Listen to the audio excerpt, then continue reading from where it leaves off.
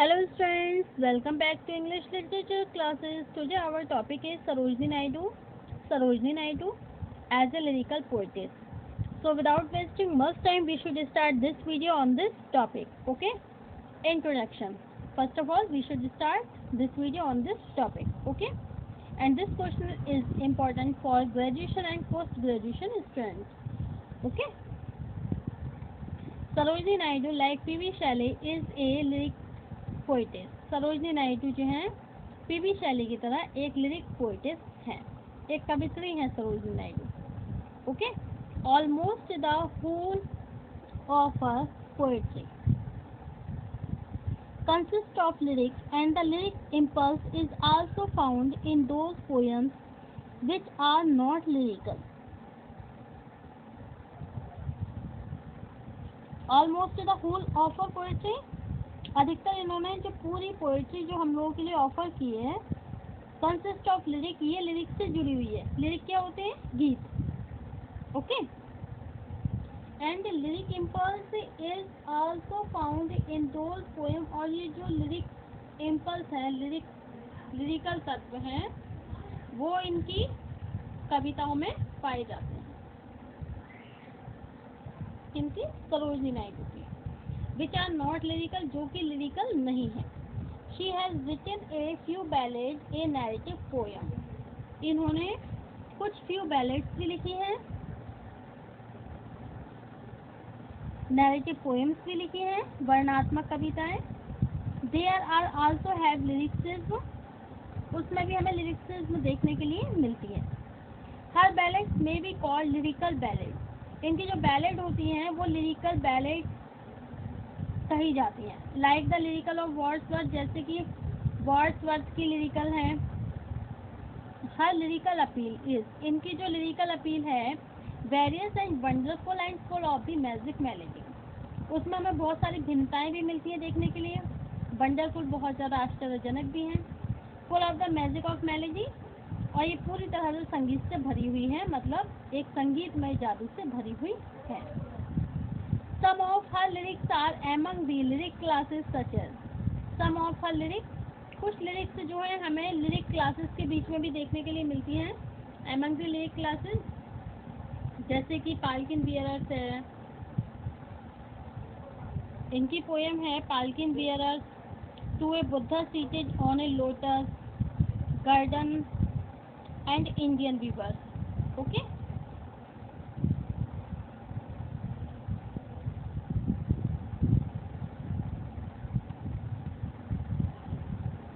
अब next point है आपका सिंप्लिसिटी एंड स्पॉन्टेनिटी. सिंप्लिसिटी का मतलब क्या होता है? सादगी, और स्पॉन्टेनिटी स्वतः प्रवाह.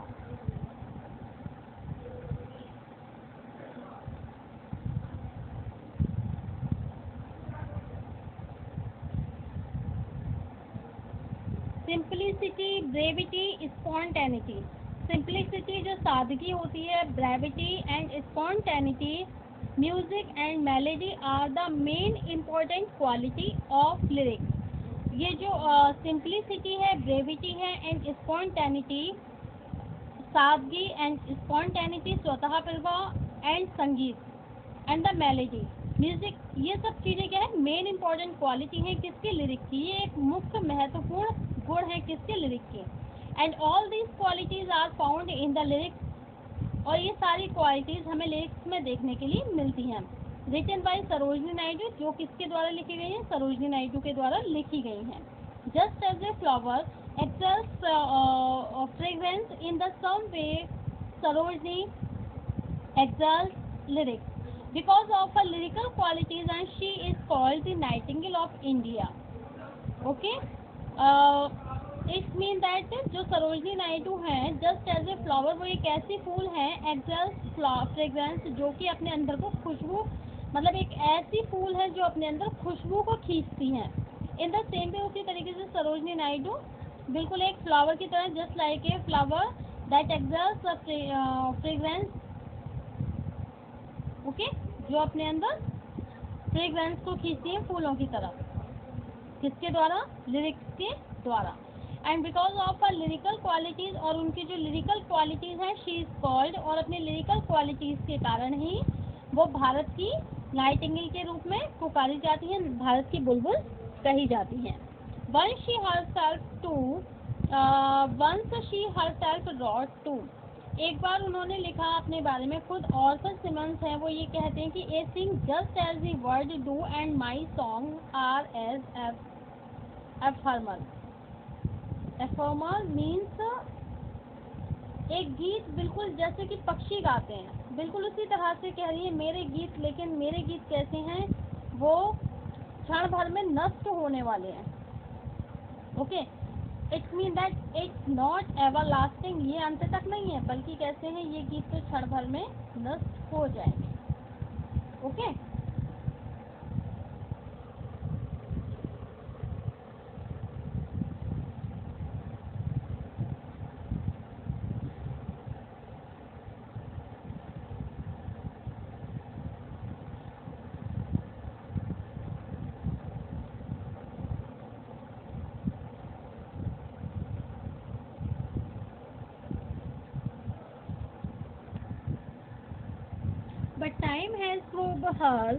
But time has proved her to be wrong, for her lyrics are not ephemeral, but they have the qualities of a bird song.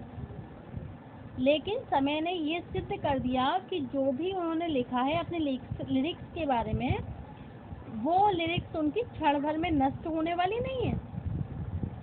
But they have the quality of A bird song, बल्कि वो एक जैसे एक पक्षी गीत गाता है, पक्षी के गीत होते हैं, उसी तरह उनकी लिरिक्स भी ऐसे ही क्वालिटीज रखती हैं।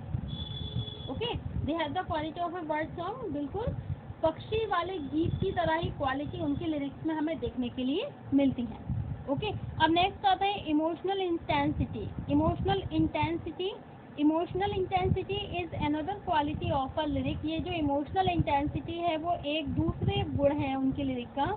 And all her lyric passes emotional depth, और इनकी जो लिरिक्स हैं ये पासिस होती हैं इमोशनल डेप्थ, जो उनकी इमोशनल गहराइयाँ हैं और जो इंटेंसिटी है, तीव्रता है, इन सबसे होकर गुजरती हैं।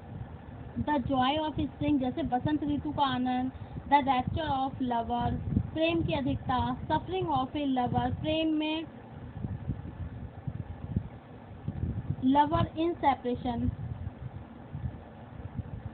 The suffering of A lover in separation, जब प्रेमी का अलगाव होता है उस समय की पीड़ा। एंड मिस्टिक पीस, रहस्यात्मक टुकड़ा। And other A number of emotion, और बहुत सारे इमोशंस हमें एक्साइट हर टू सिंग, ये सब चीज़ें उनको एक्साइट करती हैं, किसके लिए, गीत गाने के लिए। Okay, other A number of emotion, और भी बहुत तरह के इमोशन से, बहुत तरह की भावनाएं हैं, बहुत तरह की भावुकताएं हैं जो कि उनको गीत गाने के लिए एक्साइट करती हैं, उनको उत्साह से भर देती हैं। ओके, कॉजिंग ने लिखा है कि the poem like the broken wing, ये जो इनकी पोएम है broken wing,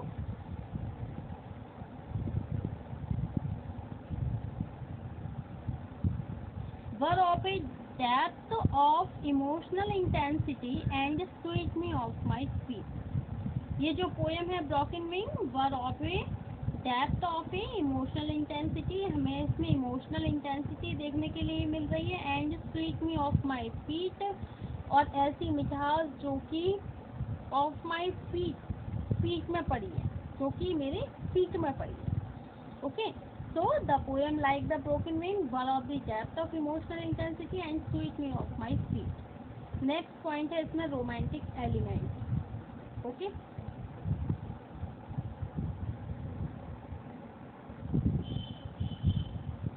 romantic element.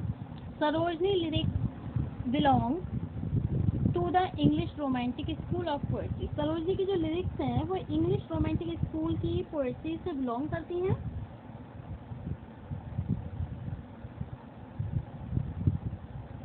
She was in England, जब वो इंग्लैंड में थी, during the last decades of the 19th century and thus came under the influence of romantic literature. तो 19th century में वो romantic literature के प्रभाव में आई, मतलब बहुत ज़्यादा प्रभाव उन पे पड़ा romantic literature का। And the lyrics written by her, और ये जो लिरिक्स हैं वो उनके द्वारा लिखी गई हैं, have kids like questions, there is sensuousness, escapism and word picture, wealth of diction and imagery in her poetry. इन सब इनकी पोएट्री में हमें सेंसिशनेस मिलती है देखने के लिए, वर्ड पिक्चर शब्दों की शब्द तस्वीर देखने के लिए मिलती है, वेल्थ ऑफ डिक्शन शब्दों का काफ़ी भारी भरकम चुनाव देखने के लिए मिलता है, और स्वतः प्रभा देखने के लिए मिल रहा है, कल्पनाएं देखने के लिए मिल रही हैं इनकी पोएट्री में। And in this sense she can be placed among romantic poet. इस सेंस में can be place among the romantic poet. The following lines from the poem guerdon, guerdon से ली गई है, जो कि हाईली इमेजिनेटिव है, बहुत ज़्यादा ये इमेजिनेटिव है, बहुत ज़्यादा कल्पनात्मक है। ओके,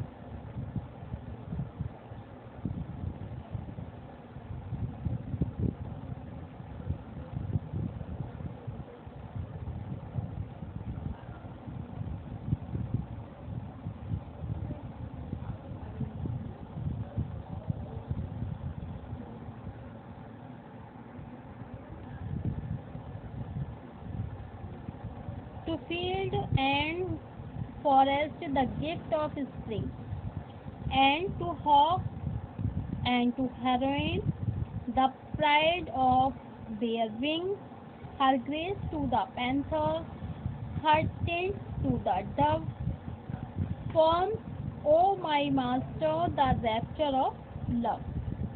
ओके, क्या देखने के लिए मिल रहा है इसमें? ये कह रहे हैं गार्डन में कि to field and the first gift of spring, जिस तरीके से ईश्वर ने जंगल को, खेतों को बसंत ऋतु में इतना अच्छा तोहफा दिया है।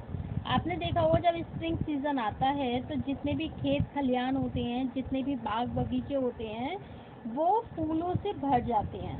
ठीक है, मतलब कितना प्यारा लगता है बसंत ऋतु में, चारों तरफ फूल ही फूल दिखाई देते हैं, इतनी खुशबू ही खुशबू, हर तरह का फूल हमें इतना ज़्यादा अट्रैक्ट करता है। ये क्या है? ये ईश्वरीय गिफ्ट ही तो है।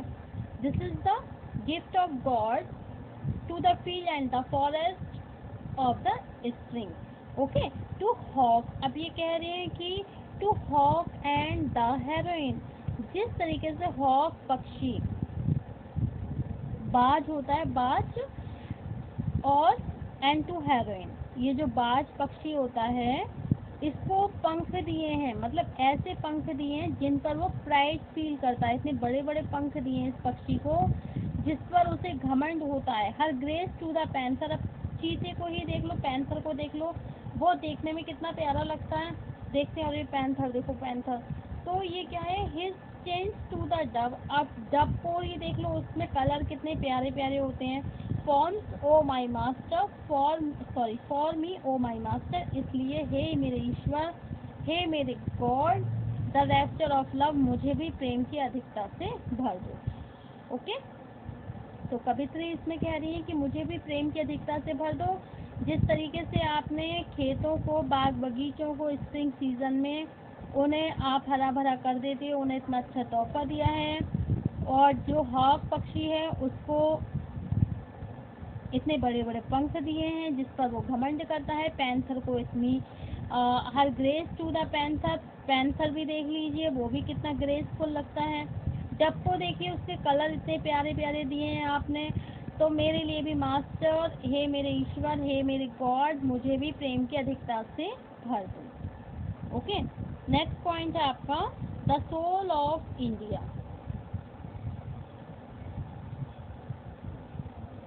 We hear in her lyrics, हम उनकी लिरिक्स में हमें देखने के लिए मिलता है, हम सुनते हैं ऑफ काउंटलेस इंडियन मिथ्स, बहुत सारी भारतीय भ्रम हमें देखने के लिए मिलते हैं, वो भी काउंटलेस है, काउंटलेस अनगिनत है।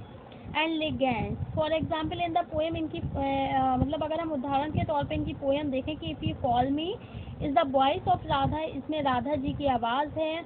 हु इज एड्रेसिंग कृष्णा, जो कि कृष्ण जी को एड्रेस करती हैं। And Radha came out from the soul of India, और राधा जी जो है वो भारत की आत्मा के रूप में पुकारी जाती हैं। And came out from the soul of India, and it is the very soul of India that finds expression of her lyrics. कि if you call me I will come, Radha ji कह रही हैं कि वो कह रही है कृष्ण जी से कि आप जब भी मुझे कभी पुकारेंगे, if you call me I will come, मैं आ जाऊंगी, दौड़ी चली आऊंगी। स्विफ्ट, इतनी तेजी से आऊंगी। ओ माई लव, अरे मेरे ईश्वर, मेरे कृष्ण जी के लिए बोलती हैं, मेरे प्रेम, हे मेरे ईश्वर, मैं दौड़ी चली आऊंगी पंख लगा के, पंखों से भी तेज, स्विफ्ट, बहुत तेजी से आऊंगी। Then a trembling forest, deer और a wanting dove. Okay, Sarojini was inspired to write only by the beautiful, and therefore the ugly do not find a place in her lyrics. Okay, the ugly do not find a place in her lyrics, as one critic has a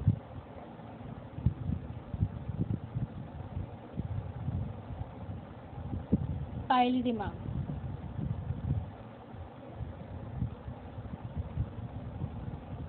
With her eager sensibility, she was always ready to receive impression from all corners of richly colored Indian life.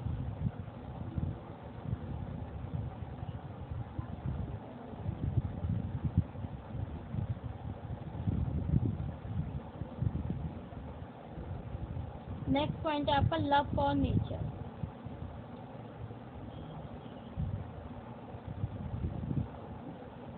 Like romantic poet, Sarojini loved nature, ये प्रकृति को बहुत प्यार करती हैं। And she has written a number of beautiful nature lyrics, इन्होंने बहुत सारी नेचर लिरिक्स भी लिखी हैं। And the season of India, और ये जो भारत का सीजन है, particularly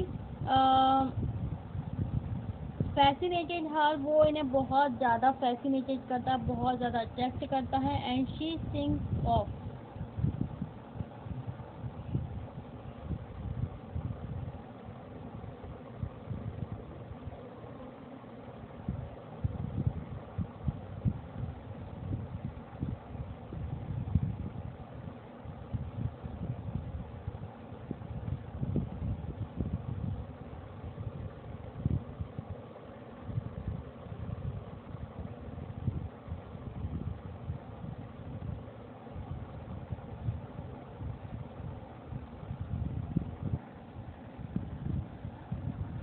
the joy of spring in a number of lyrics, herself a songbird, the song of the bird fascinates her, and the quails and the papiha are among the favorite birds, and the wind, the moon, and the rivers frequently personified by her in the poem The Quest, she says. अच्छा, spring season के जो आनंद है, number of lyrics, इनकी बहुत सारी lyrics में हमें देखने के लिए मिलते हैं। And her self a song, और उनका एक जो her self a song word, एक उनका गीत है खुद का, पक्षी वाला।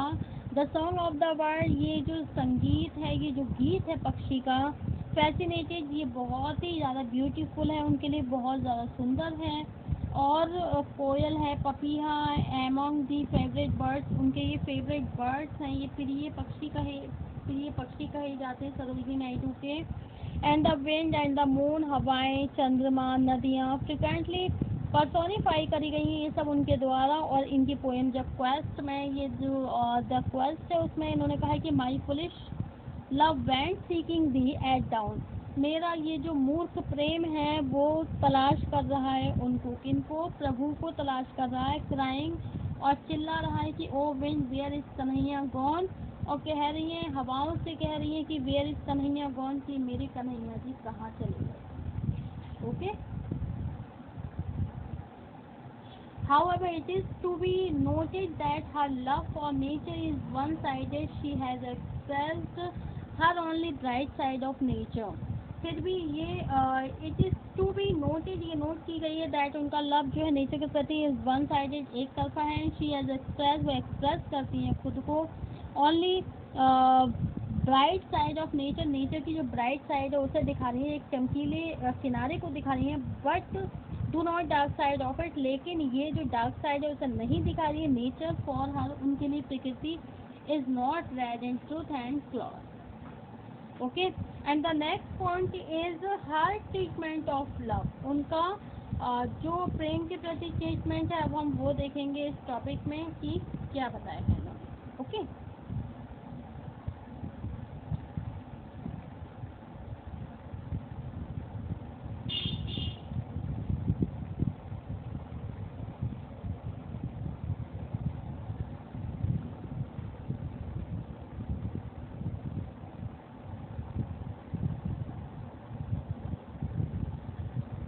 हर treatment of love, her treatment of love is typically feminine, इनका जो प्रेम है टिपिकली फेमिन, एक स्त्री रूपी जो प्रेम है। देयर इज टोटल सेल्फ, यहाँ पे टोटल हमें सेल्फ देखने के लिए मिलता है। Surrender of the beloved may be the divine and the supreme of Krishna, जो बिलव्ड है वो डिवाइन देवी हो सकती हैं, और सुप्रीम और कृष्णा मतलब बहुत ज़्यादा श्रेष्ठ हो सकती हैं। और कृष्णा जो है एक इटर्नल लव है, लवर है, and her love lyric with a variety of love experience and they are characterized by intensity. इसमें हमें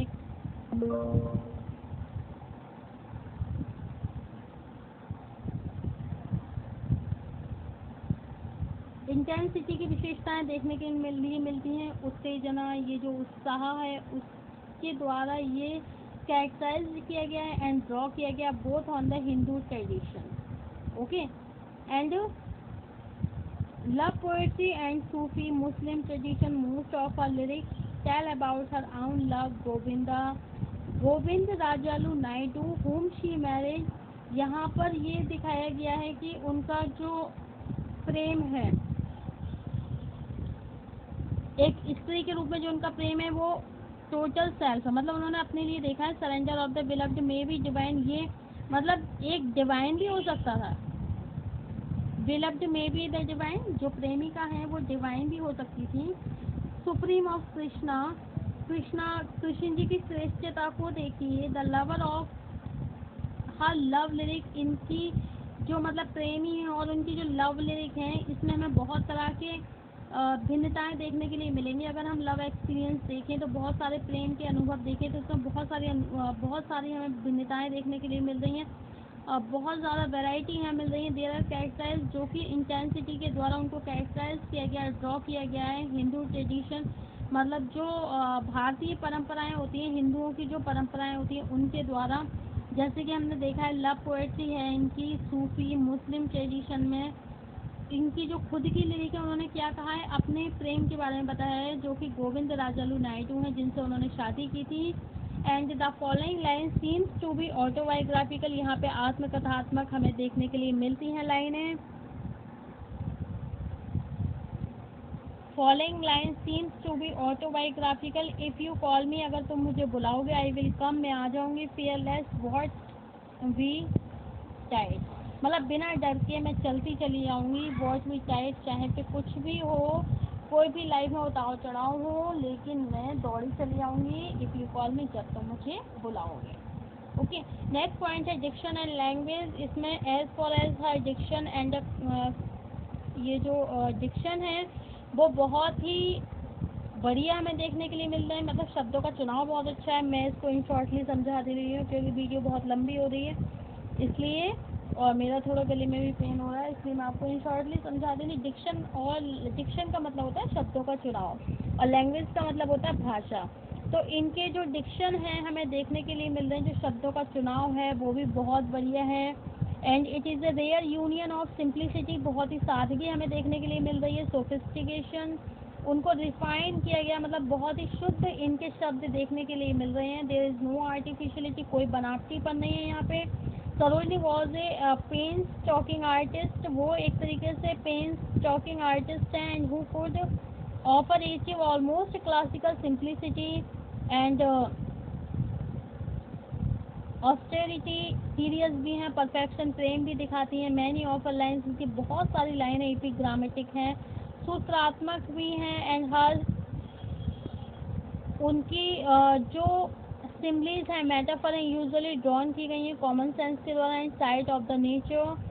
and her poems palanquin bearers and noteworthy for her use of simile and metaphor. Okay, तो palanquin bearers, इसमें क्या बताया गया है, इनकी एक पोयम है पाल्किन बियरर्स। तो उसमें कह रहे हैं कि पालकी में जिस तरह से दुल्हन को ले जाया गया, ये उसी के ऊपर एक कविता है, इनकी पोयम है। तो इसमें कहा गया, कुछ लाइनें हैं जैसे इसमें लिखी गई हैं कि lightly we bear her along, she was like a flower in the wind of our song, कि धीरे धीरे हम लेकर जा रहे हैं। वी बियर हर अलोंग, हम लेके जा रहे हैं, अकेले लेके जा रहे हैं उस पालकी को, मतलब पालकी अकेले जा रही है, बिल्कुल ऐसे जा रही। She was like a flower, बिल्कुल ऐसे फूल की तरह लग रही है, जैसे कि हमारे गीतों की हवाओं में कोई फूल लटका हुआ है, इस तरीके से उन्होंने पालकी की कंपेयर करी है यहाँ पे।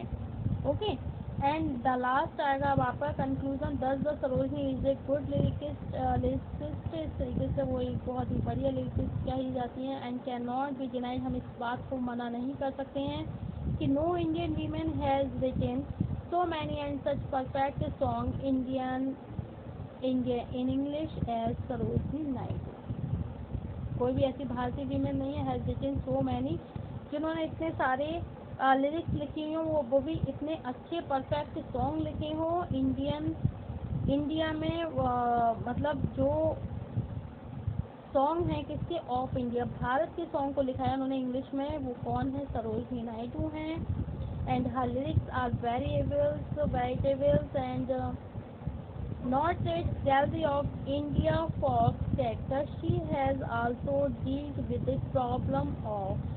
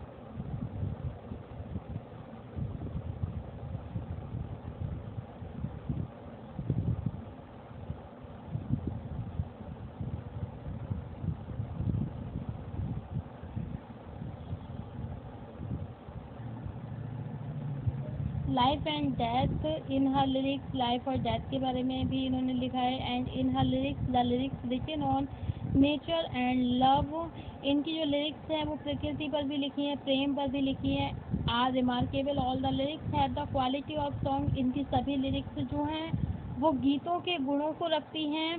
She has rightly been called, और वो बिल्कुल सही पुकारी जाती हैं। क्या कही जाती हैं, वो कही जाती है the Nightingale of India and singing bird, वो भारत की बुलबुल कही जाती हैं। एंड सिंगिंग बर्ड, और एक गाती हुई पक्षी कही जाती हैं। एक ऐसा पक्षी जो कि गीत गाता है, बिल्कुल एक गीत गाती हुई पक्षी से उनकी कंपेयर करी गई है, और वो भारत की बुलबुल भी कही जाती हैं। ओके, तो ये आपका सरोजनी नायडू का क्वेश्चन मैंने पूरा आपको डिस्क्राइब कर दिया है। बहुत मेहनत से इसको लिखा है पूरे क्वेश्चन को सरोजनी नायडू के। तो आप प्लीज़ इस वीडियो को लाइक करें, शेयर करें, कमेंट करें and support me make more videos like this. Thank you for watching this video, thank you so much. मिलते हैं नेक्स्ट वीडियो में, तब तक के लिए धन्यवाद। Thank you.